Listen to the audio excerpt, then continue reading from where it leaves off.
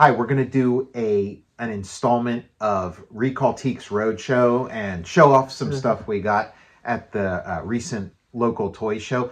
I'm Tom Scioli, author of Space Opera Xanadax Across the Unknown Dimensions of the Galaxy, a new creator-owned graphic novel from Image Comics. It's out in August, so pre-order your copy now. Also included as a bonus feature in the book is Princess, the Space Princess from Outer Space, a comic that I created a few years back, but never saw print until now. So it's a really nice sort of 2-for-1 kind of thing. You get the Space Opera Xanadax Across the Unknown Dimensions of the Galaxy story and the Princess as a backup. I'm also the author of Godzilla's Monsterpiece Theater and Fantastic Four Grand Design. Pick up a copy, get yourself up to date on the Fantastic Four before you go see the movie. I'm Matt Zeoli. So yeah, we went to the toy show. A lot of cool stuff. So anytime I think like I've got everything, my toy collecting days are over. Anytime I think that, then something pops up where it's like, okay, yeah, I need to have that. Nostalgia can be mined infinitely. You know, you can always just kind of shift your focus just like 2 degrees in the other direction and find a whole bunch of things. Part of the fun of the toy show is like the excavation, like the digging, like the surprise, uncovering something you weren't expecting to see. You know, I wasn't really looking for anything in particular, but then we were at this one table and they had it's called the Energized Superman. And I'm already in kind of like a Superman mode. And then I see the Energized Superman. It was a toy I had when I was like 3. And I loved it. And I brought it to show and tell in preschool. Wow. You know, it just meant so much to me. And then there's somebody had it. And it's got like an electronic component to it. But when I saw it and then I saw the price was $20, I was like, okay, I don't care if the electronics work or not. Like I assumed they weren't going to work. I took a look at it, I flicked the switch, and then it worked. Perfect. So it was like, okay, this is a no-brainer. But let me show it to you. So I didn't know this toy existed. yeah, so here he is. It's he doesn't move much. Like he's not posable or anything. That's another thing. I also, when I was a kid, I had the Mego Superman, which was released specifically around the Superman movie. And he was much more posable. He could like flex his muscles and he had this like, you know, the costume and everything. But this guy may not be super posable, but he's a pretty amazing toy. I had a lot of fun with this when I was a kid. Awesome. Because check it out. First of all, this is the thing. It's huge. He's got X-ray vision, you know, so his eye beams go. He's got a little switch on the side. And then he's also got a pretty cool flying. That's awesome. Looks great in flight there. When I was a kid, he came with this Superman ring, and you'd wear the ring, and then it had this spool that had a string on it, and so you could stretch the string, like somebody could hold the string, or you could tie it somewhere else, and then hold the other end of it with the ring, Incredible. and then you can sort of send him flying through it. So I got some dental floss. Anything involving a zip line, yeah, that's what it is. speaks to me. It's a zip line, and this is where the fun comes in with this one.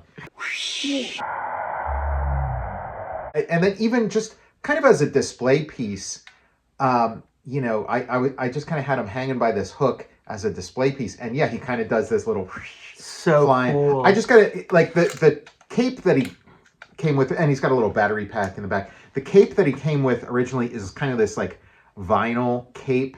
Yeah. But I'm thinking I'll like make a cape for him, because sometimes if I'm like getting rid of a red shirt, if I have like a red shirt that's like getting kind of tattered or whatever, I'll just, next time that happens, I'll just like cut a little square out of it and make a little cape for him. The other thing, he's got this like sort of AC adapter looking hole in the side. What that was for is he had like a kryptonite rock, which you'd attach to his hands and then you'd plug in there, and then kryptonite rock would light up and it would like drain the power from his eye beams. His eye beams would like stop working. So, you know, that was because this thing, it came out in like 1979, and so the idea was like, okay, electronics are big. You know, video games were just sort of in their infancy, and so it's like, oh, you know, toys need to up their game. Toys need to go electronic if they want to compete. It was a unique piece. I've been to a bunch of toy shows in the past few years. I haven't come across one until then. And it just, this rush, again, it's like a Proustian Model N. It's just like this rush of all these memories instantly came back when I saw it. And even the light up eyes, because in my memory, the light up eyes were always red, but then I'm seeing like, oh no, they're it's like a yellow LED. But yeah, people were kind of like, oh wow, where'd you get that? And yeah, it was the only one at the show, the only one I've seen in all these years, and so I felt like I got a real find there. And it felt like you bought it from a kind person that was she was real nice. Yeah, it was a good transfer of. Yeah, she said. When I was like, oh, when I was talking about it, she's like, you don't seem old enough to remember this. And I'm like, oh, trust me, I am. I found something too. Yeah, let's see what you got. Busted out, we found this. It's the Kenner Alien Queen in package. Nice. And yeah, it had a good price too. Yeah, this was $15. And it was it's going online for a little more than that. So very fair snag. This was a holy grail item for me when I was little because a few of my friends had it. And it was great because we were all into aliens. Yeah. So between all of us, we covered the whole set. Like everyone had bits and pieces. So you could get together and like reenact the movie. Yes. And like this is not from '92, so I remember being at like Dave Roberts' birthday party was the first time I saw this, and he got this as a present. I was so jealous.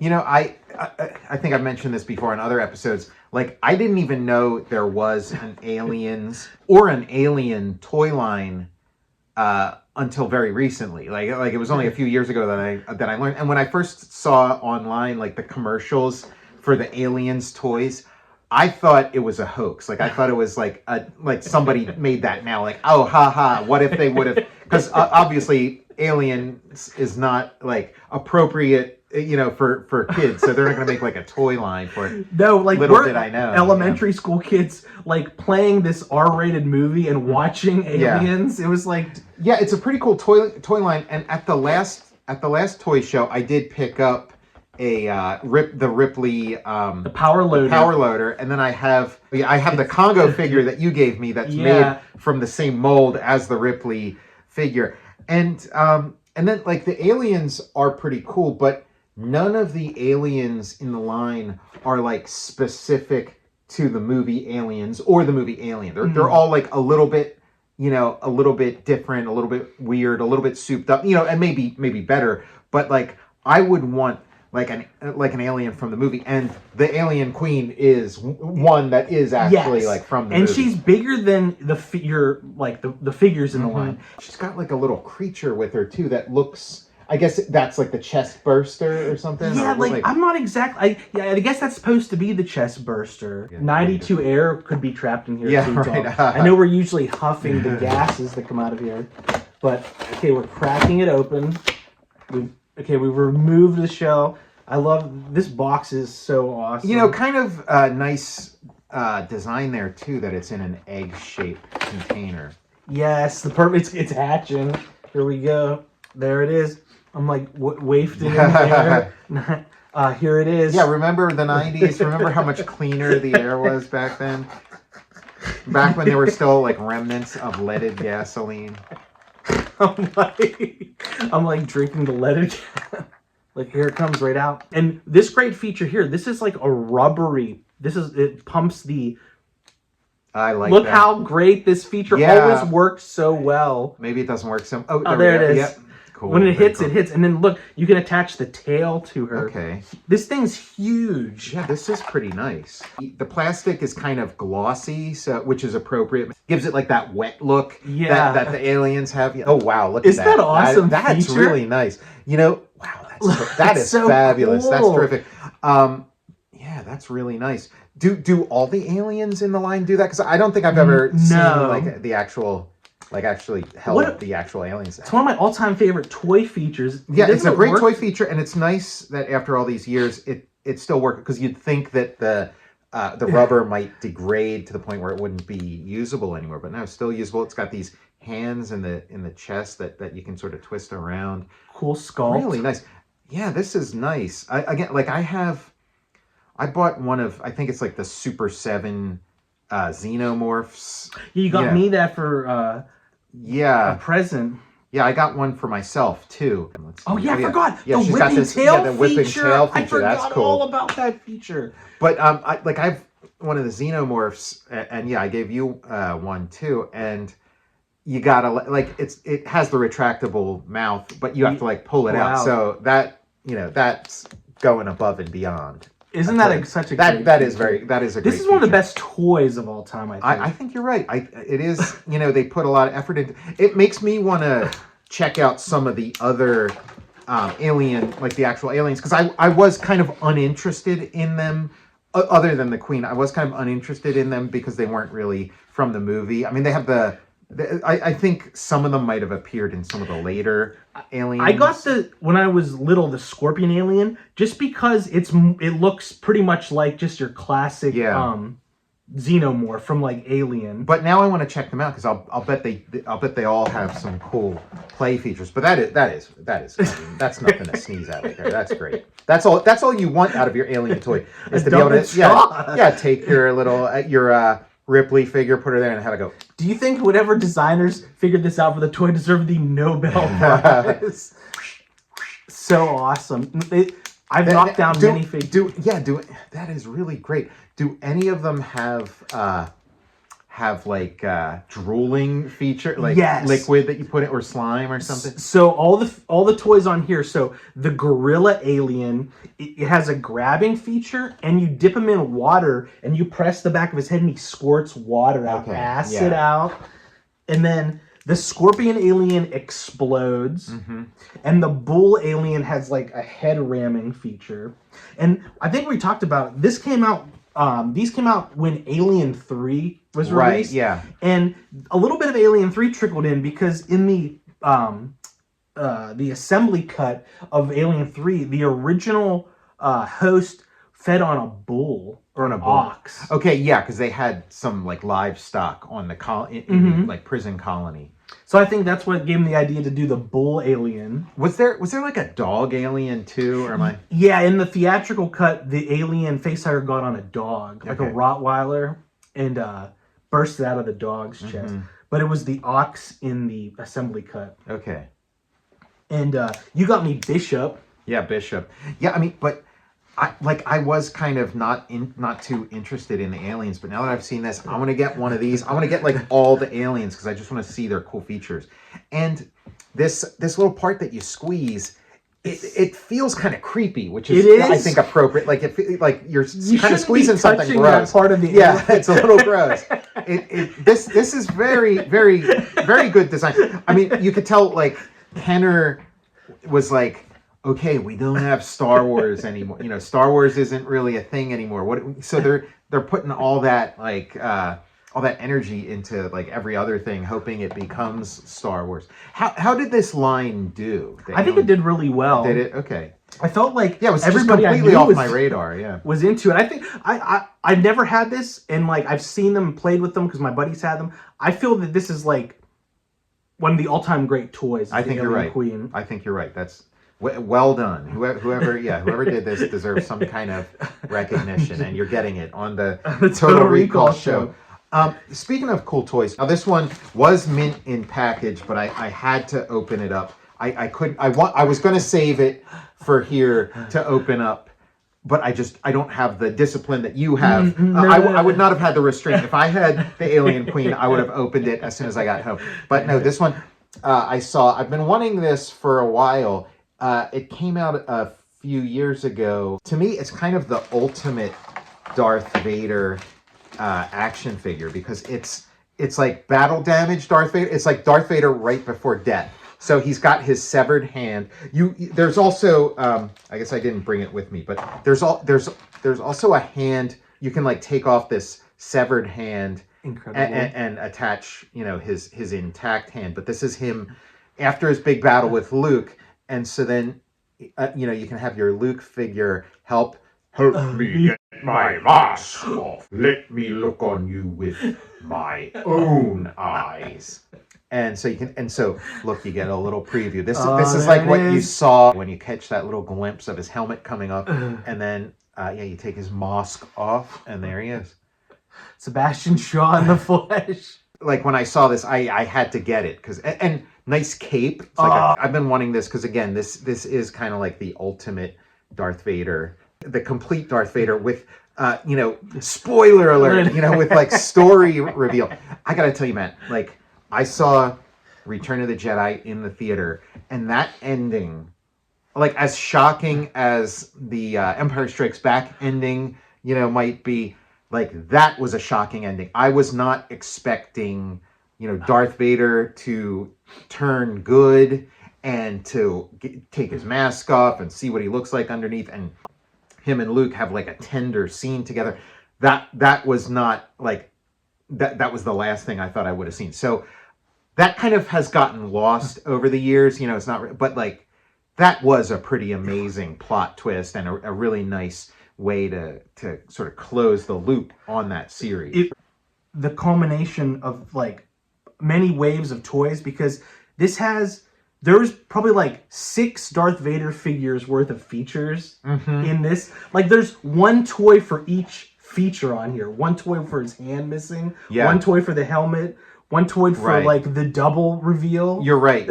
Yeah. Yeah, you're like right. Multiple again, it is. And when I first saw a picture of this online, again, I thought it was like a goof. I thought somebody was making it like, oh, here's the the death of Darth Vader figure, and here's all the like. I'm like, this can't be real, and then I found out, oh no, it is actually real. Yeah. When I'm little too, the sounds it makes when he takes his helmet off are so like satisfying. Yeah, the sound design. Another part. I mean, a part of Star Wars that has been celebrated. I mean, Star Wars has been celebrated in every imaginable way, and the sound design definitely. But again, it's like some world-class sound design on that movie. It's kind of like you picture John Travolta's character from Blowout being I think Ben Burt is the sound guy on it, but like you think like, okay, that's like the movie version of that guy. He's like, that's a good mask removal. Yeah. It's good Vader. So then another thing I got was Mork. There he is. Mork from Mork. Another toy, just like the Superman, another toy I had when I was little. I loved Mork and Mindy. That show blew my mind. I just loved it like that. And I also felt betrayed when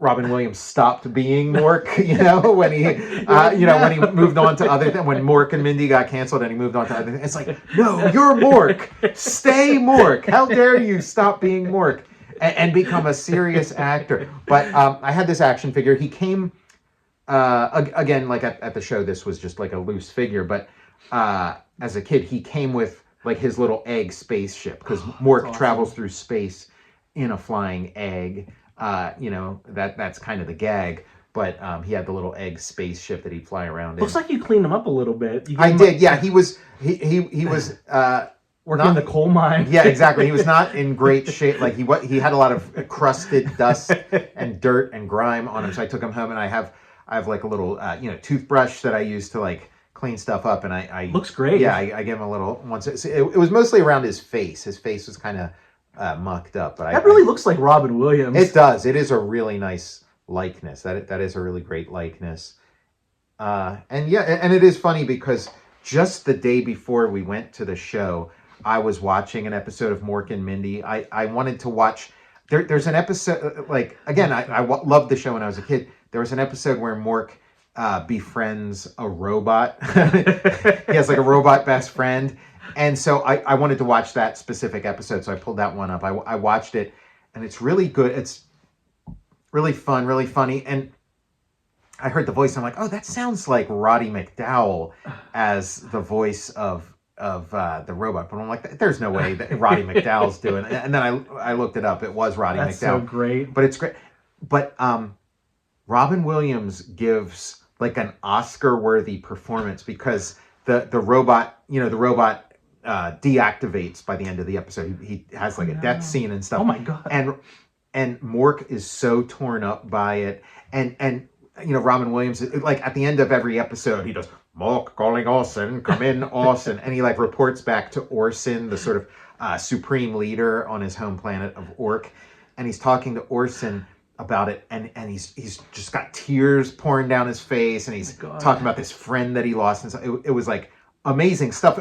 Like, I can't believe they canceled Mork and Mindy, because it was just like, what a gift. It was this amazing show that there was like nothing else like it. It was hugely popular for a little while, and then kind of, you know, dipped and dipped and dipped, and then they're like, okay, see you later. Again, it's the same. It's the same thing as like, you know, the Adam West Batman or something. It's this amazing thing, and then people got kind of bored with it, and they got rid of it. But it's like there wasn't anything to replace it with. You know, like there hasn't been another show like, you know, the Adam West Batman. There hasn't been another show like Mork and Mindy. Like, once this stuff goes away, it's like gone forever. It was a genius idea too, because you folks in Hollywood are probably figuring out, like, how can we create some kind of show for Robin Williams' talent to let him like fucking go off. Yeah, it was the perfect vehicle. It was the right vehicle for the right guy. Like, yeah, and again, like, Robin Williams, he's accomplished. He's had all kinds of successes since then, but never anything as perfect as that. It was lightning in a bottle. It really was. And then I didn't realize too, like, his outfit with like that like low cut like top that he wears and the suspenders. That's like his like comedy store out. They just is it? Or it's like it felt like he was wearing that like on stage kind of like. That's really interesting. Yeah, like that is like fun. It's just his clothes from performing. That look was so iconic, and I remember Morkamania or whatever. Like, I remember and I remember going in like the department store in like Pomeroy's or whatever at the mall, and they'd have, you know, there's the Mork suspenders. You could buy the Mork suspenders, and it's got like the little finger going like this and stuff.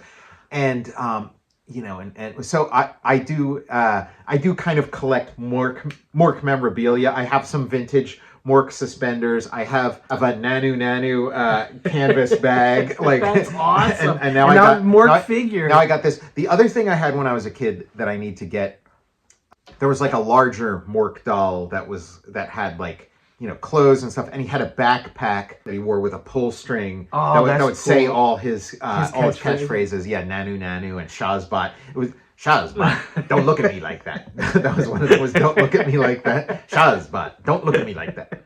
Like, I only saw Mork like passing through channels when I was little. Mm-hmm. So I think I'm gonna get. I think I've got Mork fever now. I'm gonna watch some Mork and Mindy. Yeah, you can find some of it on YouTube. I'm Mork from Mork. Nanu. That was one of the sound bites. I can basically be I can be the Mork sound box. Some of my earliest memories, but I remember when Mork was a new thing. Like, I remember watching like the pilot episode on like first run TV. I remember that, like, and Mork, it would have kind of like scary cliffhangers when it goes to commercial. Like, I remember, you know, watching where there were some like nightmarish episodes.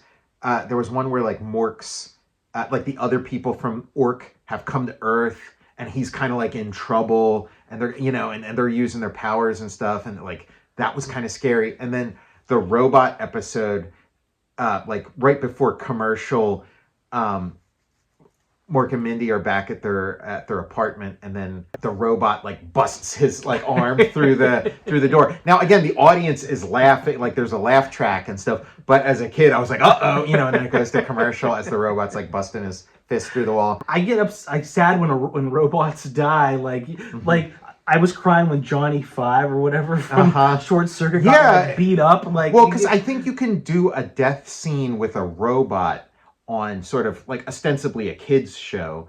You can do it on there, and it's like you can't do like a death scene with like a person on one of those shows, but you can do it with a robot. So it's a way to have that moment, you know. And I'm sure like Robin Williams, when he's, you know, conjuring up all this emotion for the, like, he's not thinking about the death of a robot. He's probably like substituting somebody in his life or, you know, something. The Juilliard trained Williams. Yeah. Substituting his acting teacher, you know. A couple other things that I didn't bring with me, but to Total Recall Studios, but I got the Hoth playset, which was almost 100% intact. I think it was just missing one little like lid, like this electronics looking kind of like lid, but it was mostly intact. Had all the cool features that you want. And again, I had it when I was a kid. I had two Hoth playsets. One was Hoth playset with a cardboard AT-AT in the background, which somebody was selling at the show. I think we saw like a couple of them at the show. But the other one we had it's the Hoth playset when like things are really going down. Like it's got all these like exploding features, and all of them worked. It was pretty cool. It has this little like ice bridge that blows up when you press a button. It's got like a little base that like you press a button and the base blows up, and then it's got this little thing where you can stand your action figure and then you press it and the action figure goes flying, and then it's got this cannon that makes like a pretty cool sound as you like turn it. Yeah, and it looks great too. Like the sculpting on it's pretty awesome. Yeah, that was an exciting time. Again, just thinking back, it was what an exciting abuse. time. Yeah, and just that Hoth battle. Again, like, you see the movie once in the theater, and then, you just have this, like, memory of it, and you want to, like, relive it with the toys and stuff. And then eventually it makes its way to TV, and then eventually, we bought a VCR, and you could, like, watch that kind of stuff. I'm glad these things traveled through time for us to, like, snag them on the way through. Yeah, the other one was the Droid Factory, which I assume is supposed to be, like, the interior of the Jawa sandcrawler in Star Wars, because it kind of dates back to that. But I was always fascinated with it. A kid who lived across the street from me had it, but I was always fascinated by it because it has like all these little bits and pieces, so you can customize your own droids. You can make your own droids. I guess bringing a little bit of like that Micronauts thing to Star Wars. With Micronauts, you can kind of customize your toy, build it into different stuff. This was like that. And also you can put your regular action figures in there too. Yeah, it's a nice play set. Yeah, it's a play set, and they later reissued it for Return of the Jedi, and they took out all the robot pieces. Like just the play set itself was kind of cool in and of itself. I got something really cool too. Oh yeah, what else? It's it's a toy line that I'm obsessed with. I've never owned. My cousins have had it. Tonka's Steel Monsters. Okay, cool. Yeah, it's like an armored Jeep, and it's got like a little guy, like a little road warrior kind of guy with it. This line's from 1986, and Tonka, reskinned their classic Tonka trucks. Yeah, and kind of gave him this like post-apocalyptic makeover. This Tonka Jeep, like, we had this exact Tonka Jeep, like the exact same mold. It was just like red and stuff. I can see what they were starting with, and we pretended it was Daisy Duke's Jeep.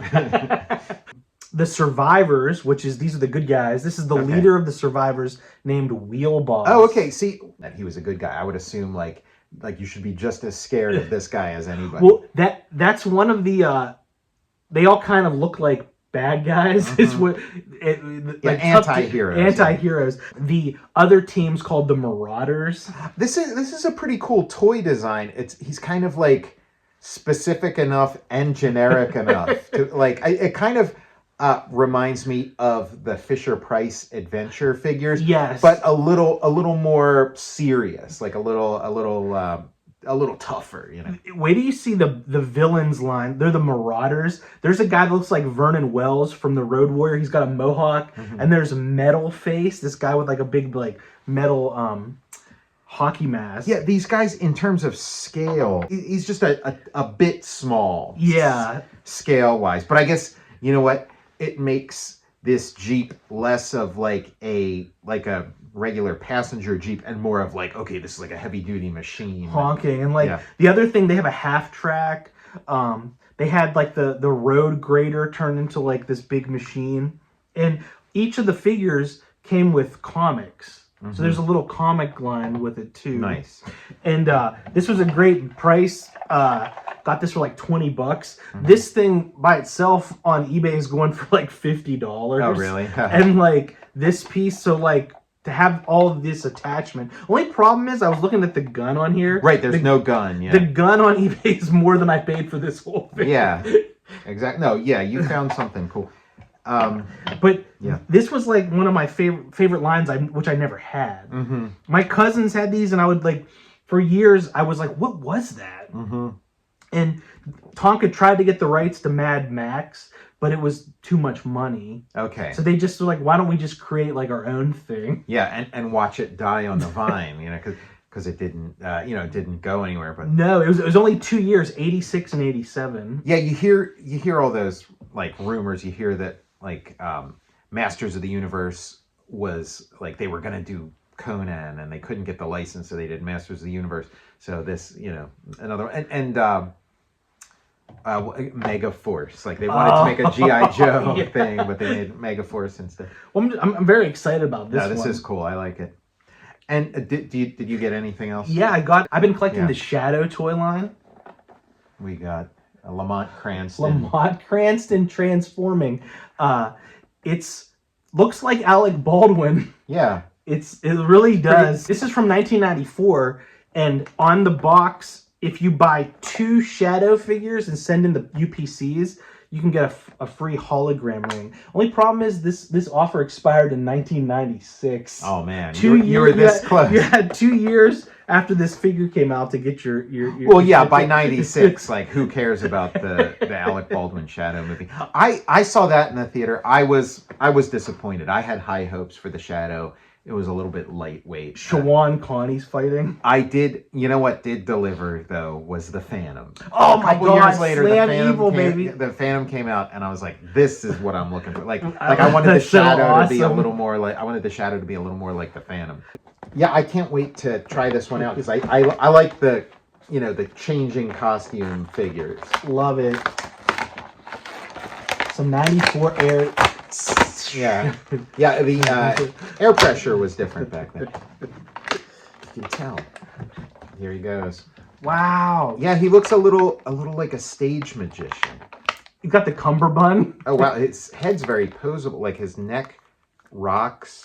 Oh, I guess. Oh, I get it now because I was wondering why his neck was rocking so much. It's because his outfit is a head replacement. It's not like this is a mask. This is a head that pops over him. Nice cloth cape. That's our second cloth cape of the show. Yeah, his head goes down into his body, cool. and then making the Shadow even more disturbing. That's awesome. Yeah, this could also be like your Darkman action figure. Holy shit! A little tricky getting it to stay in place. There it is. That is an interesting choice that like you just make his head retreat into his body. That's like true to the movie. That's how it transforms in the movie. He like squishes his head down into his body. That's the second action figure of Alec Baldwin that has a weird head thing. He has a Beetlejuice action figure too. Oh yeah. Or his head like slides on his hand. He's got these 2 pistols here. Yeah, that is a formidable looking figure. Get some bandages and wrap around his face. Yeah, customize it. Wrap glue some toilet paper to his face, and you got Darkman. Oh, and it's kind of cool. The head turns on there too. Also, this figure left a scathing voicemail called you a pig. So yeah, if you somebody swings a sword at his head and he goes, Master of Disguise. Is that like a The Mask or something? Yes. Isn't there a like a movie where somebody does that? But yeah, this is kind of like the era of like the real Ghostbusters toys where the fright features and stuff. And like you were saying, like the Beetlejuice toys had sort of fright features. Looks like Alec. I can't get over how much it looks like Alec. And even with the retractable action, has like a turning head. Yeah, really nice figure. Alec Baldwin's real head does that. Anything that got away, anything where you're like, I wish I would have gotten that.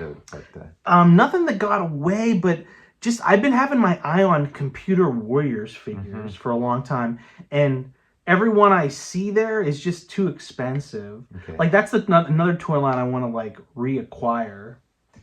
One thing that I kind of regret not getting. Somebody had a Daltanius pinball machine. And you never see any like Daltanius, merchandise. So the pinball machine worked. It looked pretty cool. So I was kind of like, that might have been nice. That did look pretty neat. Yeah. Oh no, Mork's Breaking Bad. Mork can ride shotgun with these guys. In the lore for the Steel Monsters, the they're in a post-apocalyptic world, but the apocalypse wasn't caused by a nuclear bomb. It was a virus in their world. So it was caused by like a virus from the planet Orc that Mark brought with him. I'm Tom Scioli, author of space opera Xanadax Across the Unknown Dimensions of the Galaxy, a new creator-owned graphic novel coming from Image Comics in August. It's got Princess the Space Princess from Outer Space as a backup story in it. It's a pretty great package altogether, and I can't wait for it to get out there. Also, Godzilla's Monsterpiece Theater trade paperback, the full story in one volume with some cool bonus features. Fantastic Four Grand Design graphic novel that tells the whole story of the Fantastic Four. It'll get you ready for the new movie. I'm Matt Zeoli. And yeah, we'll see you next time.